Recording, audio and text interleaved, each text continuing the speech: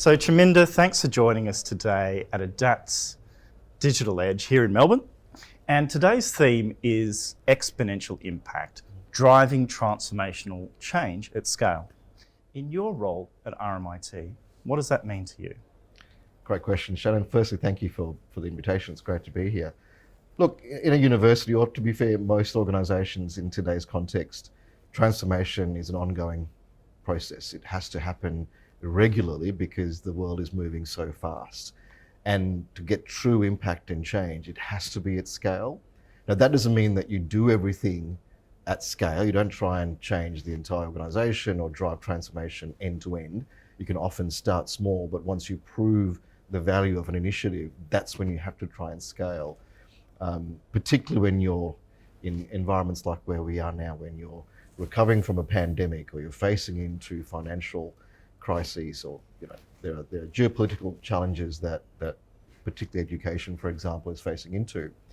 To truly navigate those circumstances, you have to be transformational in the way that you approach things, and it's got to be you've got to have a fairly ambitious mindset, because otherwise, just small incremental steps will get you only so far. So from a RMIT perspective, and then even before that, joining from outside the sector, we've always thought about how to try and get a significant step change in anything from customer satisfaction, how you can service your audiences, through to driving, if not commercial outcomes, business value, but through transformation at scale. So I'd suggest that it's no longer an option. It is part of the fabric of an organisation in having to think about how they can continually improve and drive change that gives them an edge, if you like, an advantage over the competition. Yep.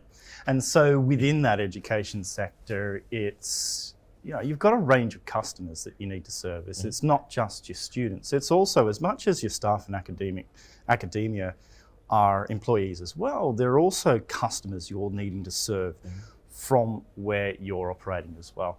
And as you've thought about coming through that recovery from the last few years and thought about that end state you're working towards in terms of how we're transforming the organisation to adopt digital, not just in digitisation, but actually that relentless transformation as well.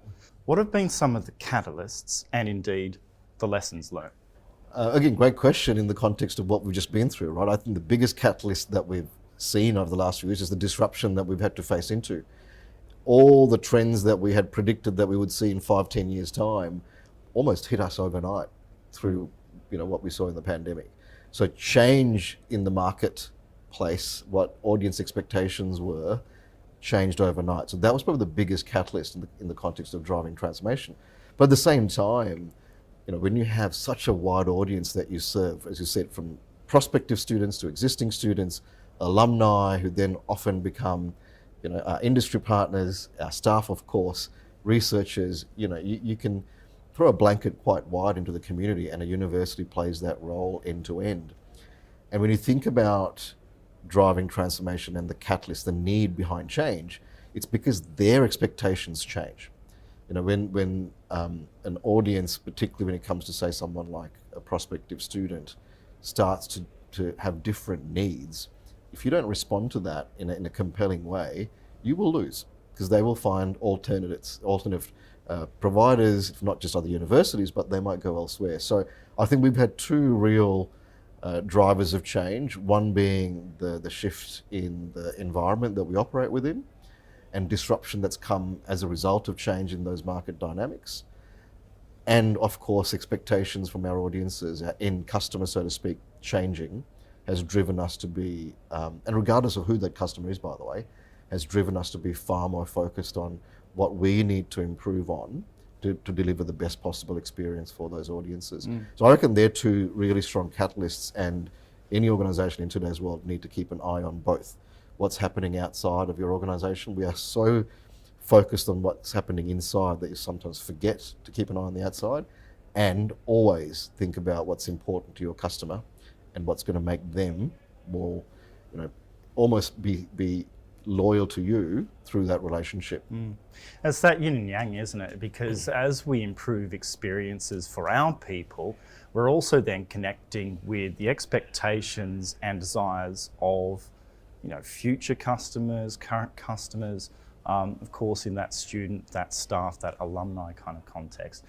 But as we try and uplift mindsets for digital to realize greater value from transformation, you're probably dealing with different perspectives across the university. Can you tell us a little bit about how you've approached those engagements and what you found worked when you try and uplift those mindsets? I mean, the important thing about digital now, it's ubiquitous. It's probably the most common thing you'll hear from leaders in this space.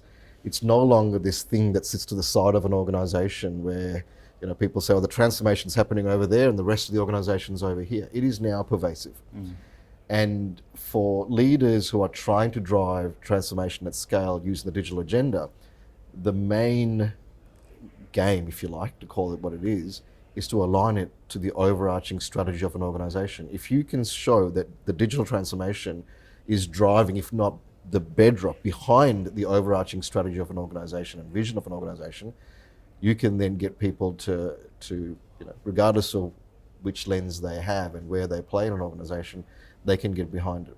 So, for example, at RMIT, we have just released our 10-year strategic sort of roadmap, our plan, the big picture horizons.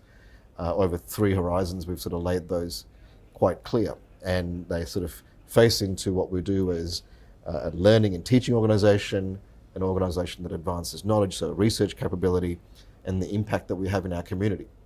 And although those 3 things are what the core purpose of a university is, digital plays the core role in delivering those 3 strategic imperatives end to end. So if you can then show that the digital agenda is driving each and every one of those strategic pillars, the leaders who are looking after those key areas then buy into your vision and then start to back it themselves. So I think that's probably the most important piece. But then also you need to start showing value, because there are many areas within an organisation that require focus, and resources and budgets are tight, as you can imagine. So making sure that the digital transformation is showing incremental value and showing results often, and supporting that and aligned to that vision, and supporting the customer or the audience that strategic pillar is driving or delivering to, is also, I think, really important. So they're probably the 2 things I'd focus on: making sure you're aligned to your strategy and showing that you're delivering value is probably the 2 things I'd focus on. And it's interesting because we're talking in an education context here, but actually what you're talking about there is true across other sectors as well. 100%. That if we don't start with our corporate strategy to then align our technology and therefore our people change strategy to, we're going to introduce new complexities, new legacy that we then have to unpick later. Because what I was essentially hearing is your bedrock, your digital trestle, if you like, is what you then build up those different pieces of the puzzle upon. So the value to people, the value to the organisation, and then the leverage across your different departments as well, as an education organisation as well. And one of the things we're hearing from customers across sectors is that measuring and dashboarding that value is incredibly difficult. So when we think about generating value within our organisation, generating value for our customers, and then downstream into our ecosystems as well, what are some of the tips you can offer the community in terms of how to measure and dashboard that value? Look, I think the important thing is it's a cultural shift that you need to think about first, because the actual data and the dashboards are often there. Sometimes organisations will focus on, the data and the dashboards too much, rather than thinking about the impact that people have in how to read those dashboards and then how to act on what they then see from the dashboard. So I think there's a significant cultural change that needs to happen when you think about transformation, where you make every part of your team, whether it's the front line, your admin, back office staff, the leadership groups, the decision makers, whoever it is, they need to be hungry for data and information. They need to be able to trust. It needs to be something that they are willing to then share and democratize and be open to. And then that performance culture, knowing what's going on and having a thirst for understanding what's happening, and then the need to act on it quickly. That cultural shift is, I think, probably more important than just about getting the data and the dashboards. Of course, that's really important. Don't get me right. You can't fly blind. But we often focus on, the incremental improvements we can get in a dashboard, and we'll sometimes change providers to say, oh, that's a better template or better dashboard. It's not where the main improvement is. If you can get a culture of performance, data and insight-led activity as your sort of focal point for your teams, that I believe is a much better way to get an outcome than simply focusing on providing information. You need to do both, don't get me wrong, and having the right data and empowering the right people to act on it is equally important. But it all starts with that culture. Get your teams, get your community, the wider community, really thinking about, what does success look like? How do I drive performance improvement? How do I improve the customer outcomes? All based on that hunger for data and knowledge and insight. So if I take a step back, optimization and efficiency is fine. It's not going to lead us to a step change though. And as we try and build the right culture for the right changes being effective, we need to develop that understanding, that literacy, that curiosity in our people. And we can get that through evolving our hiring strategies, but also engaging in the right way across the organisation. And Chaminda, if you were going to leave one thought with the ADAPT community, what would it be? People. We often, transformation, digital, everyone talks about technology, everyone talks about the process. And there are absolutely, transformation is about being more agile, being more nimble. And yes, your technology landscape is really important, data, there are so many aspects to it. But the absolute heart of transformation is your people. And if you can focus on, getting the culture right, getting the right people on board, getting the teaming right, and that sort of almost environment right for your staff and your people, both the customer and your staff, I think you go a long way. And that's about creating the right vision, the purpose, making sure that they have the right empathy for their customer, understanding where true value is going to come from, so they're focused on the right things. Getting your leadership to be empowering, trusting, quite democratic in their approach, be open-minded, curious, all the things that we talk about, the soft skills, the values that go behind transformation.